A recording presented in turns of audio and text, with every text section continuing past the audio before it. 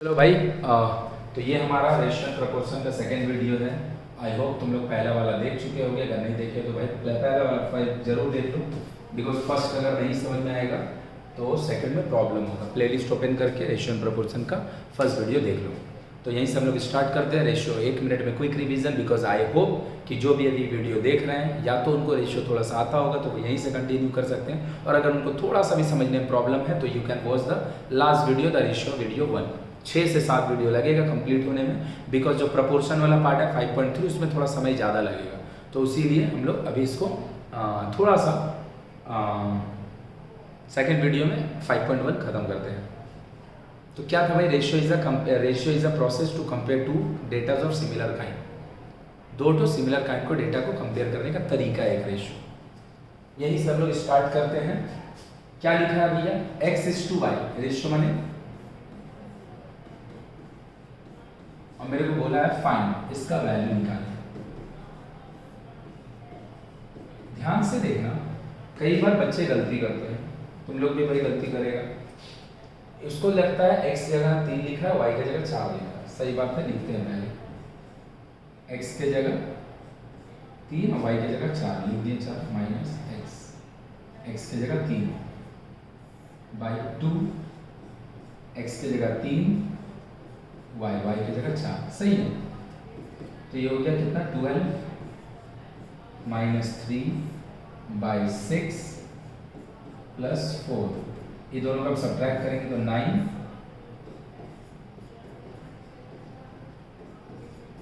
9:10। एकदम सही आंसर है।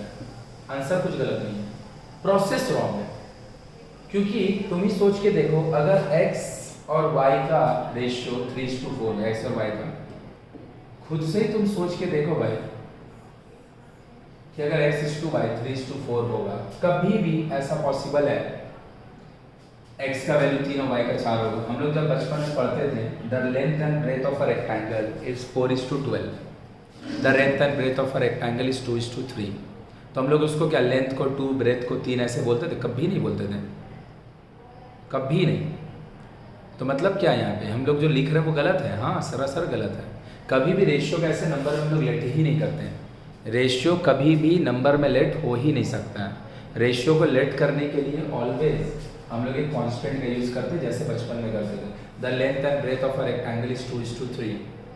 तो लेंथ को हम लोग 2x बोलते थे, ब्रेथ को 3x बोलते थे। The length and breadth of a rectangle is 12:5।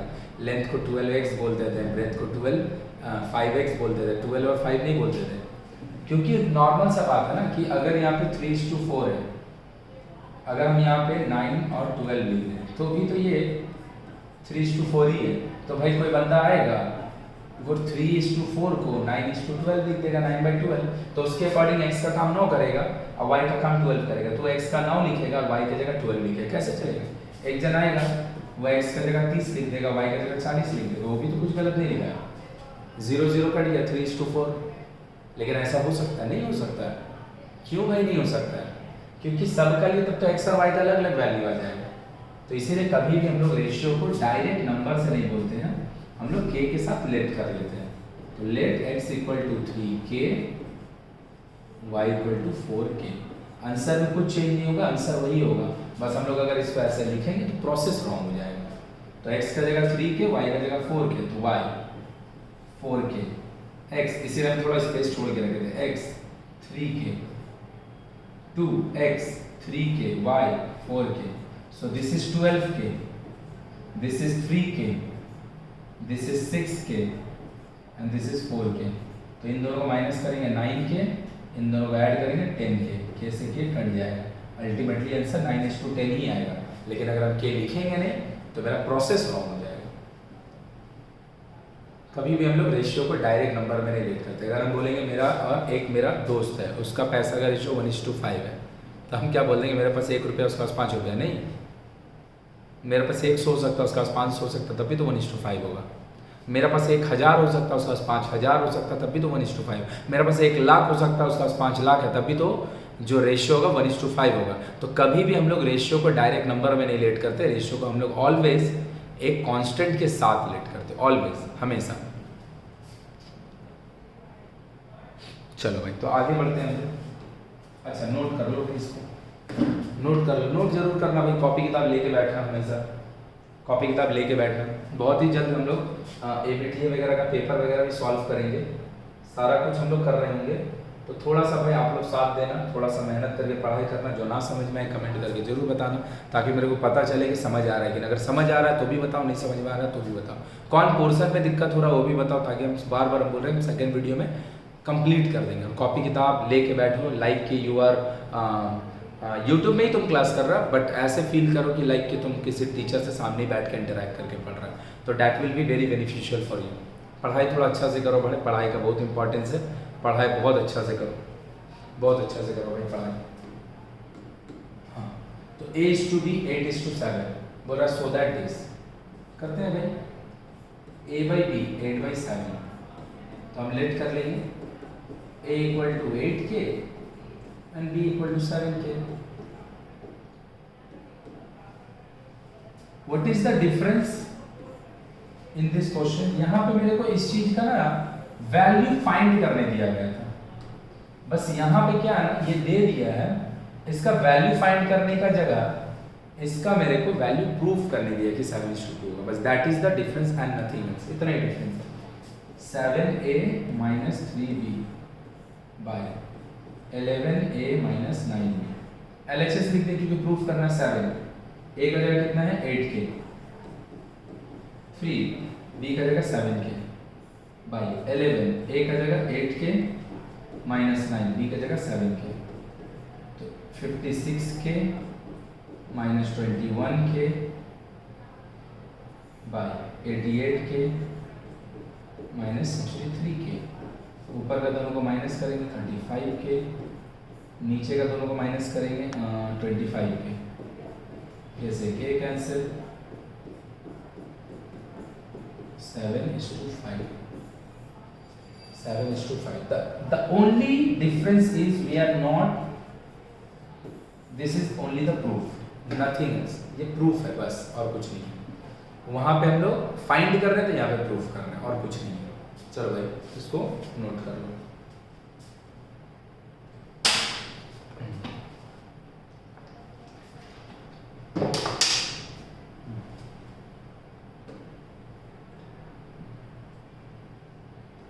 क्या है question, P/Q = 5:7 and P - Q का वैल्यू दिया -4। अब मेरे को बोला फाइंड 3P + 4Q, तो दो डेटा गिवन है, एक ये गिवन है और दूसरा ये गिवन है, और इसका वैल्यू मेरे को चाहिए।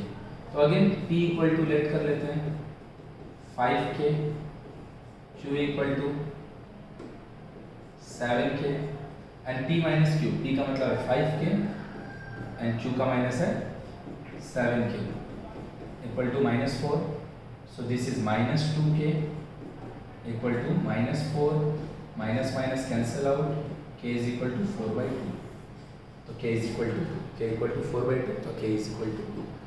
Now 3P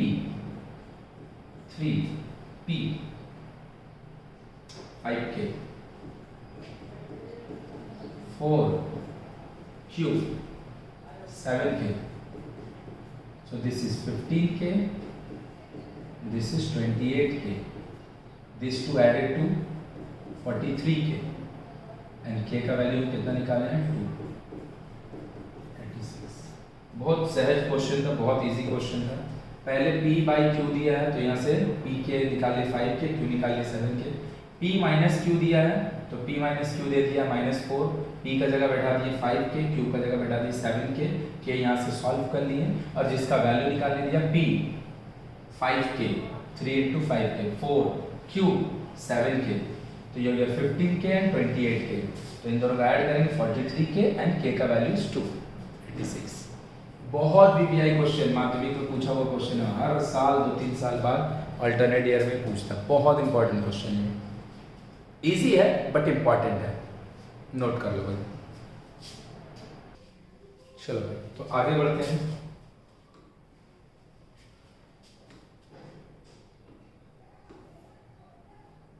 So what is the difference in the question? The question is just the reverse. अभी तक हम लोग को ये दे रहा था और हम लोग या तो इसको फाइंड कर रहे थे या तो इसको प्रूफ कर रहे थे। इस बार मेरे को ये दे दिया है और वो निकाल लेते हैं, एकदम इजी है।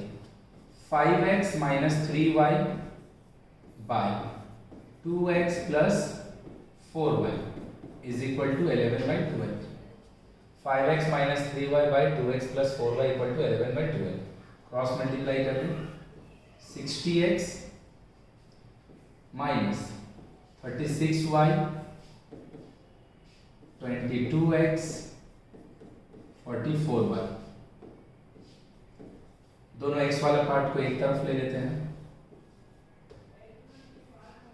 60 माइनस 22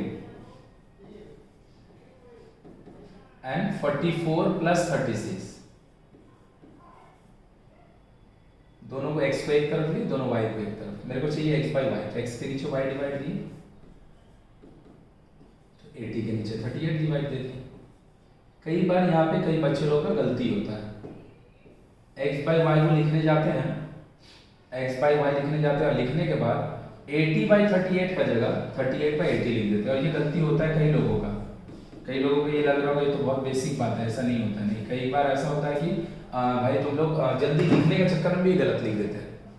तो तुम खुद ही से चेक करके देख लो। अगर हम इसको क्रॉस मल्टीप्लाई करेंगे तो ये 80x equal to 38y, 80x equal to 38y मेरा ओरिजिनल जो इक्वेशन है जिससे ये कन्वर्ट हो रहा है, वो 80x इक्वल टू 38y थोड़ी है, वो 38x इक्वल टू 80y है। मतलब ऑब्वियसली ये 38/80 गलत लिखा है।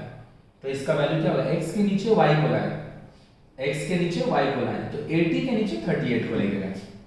सो this is 90, this is 40, x is to y equal to 40 is to 90, x is to y 40 is to 90। आगे हम लोग क्या कर रहे थे, इसके आगे हम लोग को x is to y दिया रहता था, p is to q दिया रहता था, x is to y is to b दिया है, ये प्रूफ कर रहे थे, x is to y दिया था, ये फाइंड कर रहे थे। इस बार रिवर्स है, मेरे को दिया है ये, अब फाइंड क्या करना है, एकदम simple, x is to y। So this is the difference in the question. Note कर लो भाई जल्दी से। चलिए, हाँ, सेम क्वेश्चन। आई होप ये वाला तुम खुद से ही बना लेगा भाई। a बाई बी निकालना है, वहाँ पे x is to y था, यहाँ पे a by b. Cross multiply करो, a को एक तरफ लो, हो जाएगा। इसको हम नहीं बना रहे, हम ये वाले को बना दे रहे हैं, ये वाले को बना दे रहे हैं। 7x minus 5y by 3x plus 4y equal to 7/11। Proof करना उसको, तो इससे पहले x is to y निकालो। 77x minus 55y 21x 28y। दोनों x को एक तरफ ले लिए, 77x minus 21x 28y plus 55y। दोनों x को एक तरफ ले लिए, तो ये दोनों सब्ट्रैक्ट होके 56x बचेगा, ये दोनों ऐड होके 83y बचेगा। x के नीचे y लिख दिए और 83 के नीचे 56 लिख दिए, यहाँ तक लिख दिए हम। अब मेरे को जो प्रूफ करना था वो इसमें x is to y नहीं निकालना था, उसका यूज होगा। मेरा क्वेश्चन जो एक्चुअल है वो एक्चुअली ये है, 3x minus 2y bye 3x plus 3x plus 4y। तो 3x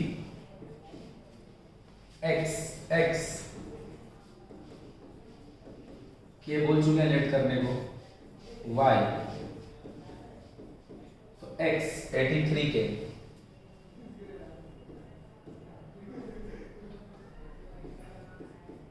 83 के 2 y 56 के 3 x 83 के 4 y 56 के,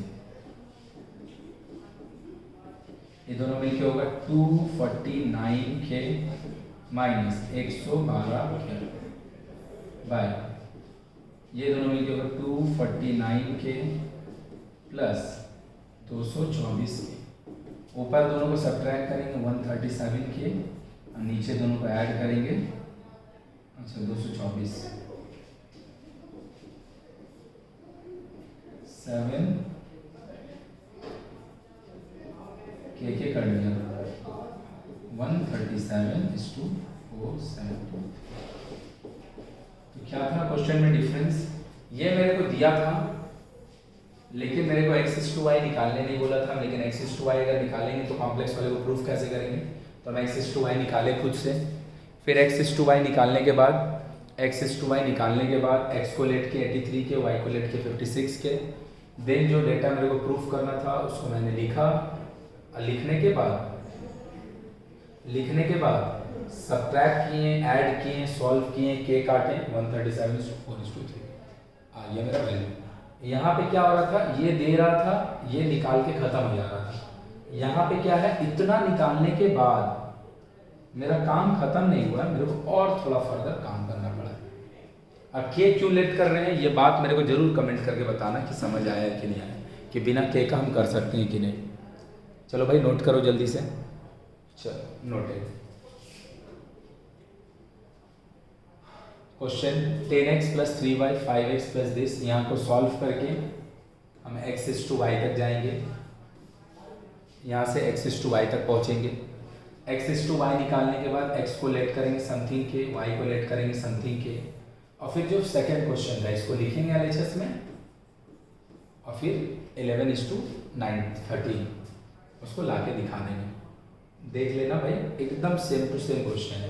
पहले ये जो दिया है इससे x/y निकालेंगे, x को लेट करेंगे, y को लेट करेंगे, फिर ये वाले को LHS में लिखेंगे और इसको 11:13 लाके दिखाएंगे। पूरा same to same, this question only, 100% same this question only, nothing same, nothing else.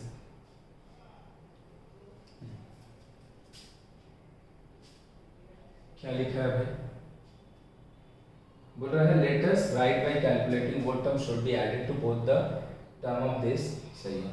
बोल रहा है कि कोई एक रेशियो है 2:5, बोल रहा है इसका दोनों टर्म के साथ कुछ हम ऐड करेंगे, है ना, कि let us calculate what term should be added to both the terms. 2:5 का दोनों टर्म के साथ हम ऐड करेंगे टू मेक द रेशियो 6:11। बोल रहा है 2:5 का दोनों टर्म के साथ हम क्या ऐड करेंगे, दोनों टर्म के साथ हम क्या ऐड करेंगे कि वो 6:11 हो जाएगा। हम मान लिए, चल रहा है वही बढ़िया, हम मान लिए लेट x to be added to both the terms।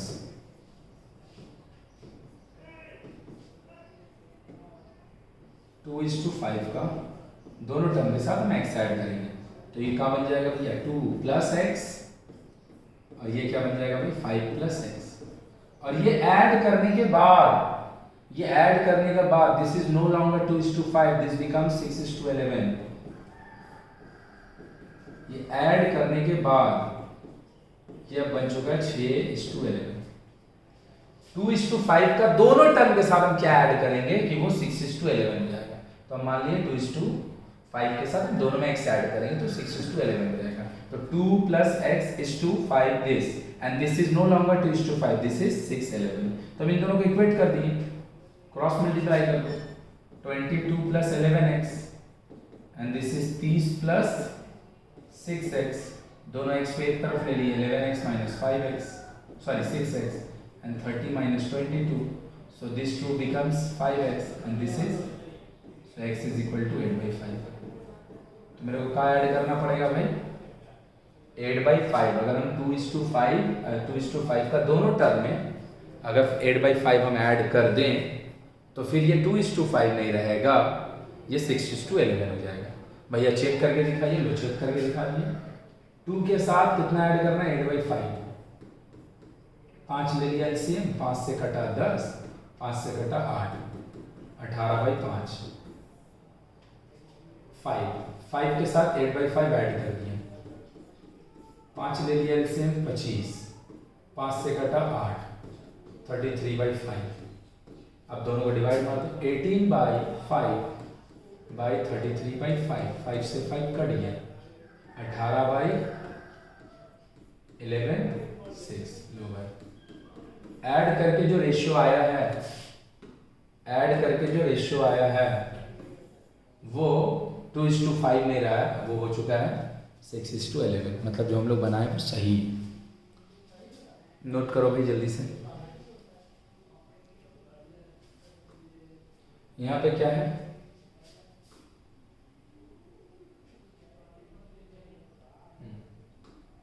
अच्छा ये समझा लें। यहाँ पे क्या बोला जा रहा है, let us calculate what term should be subtracted from each of the term of the ratio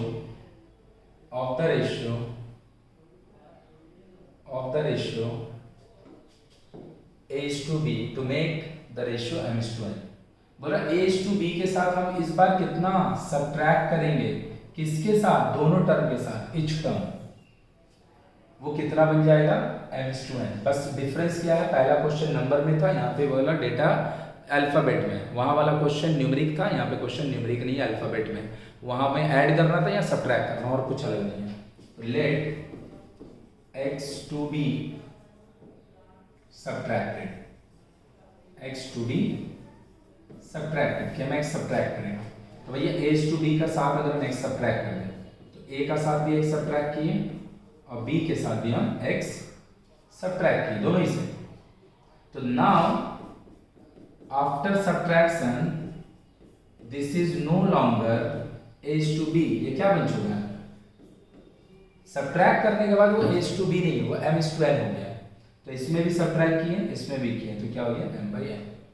cross multiply करो, x निकाल लो, क्या होगा an minus xn mb minus mx, दोनों x वाला एक तरफ ले रहे हैं, तो ये mx हो जाएगा माइनस nx हो जाएगा, ये mb हो जाएगा माइनस an हो जाएगा। इन दोनों में क्या कॉमन है, x कॉमन है, तो उधर से क्या हो गया mb माइनस an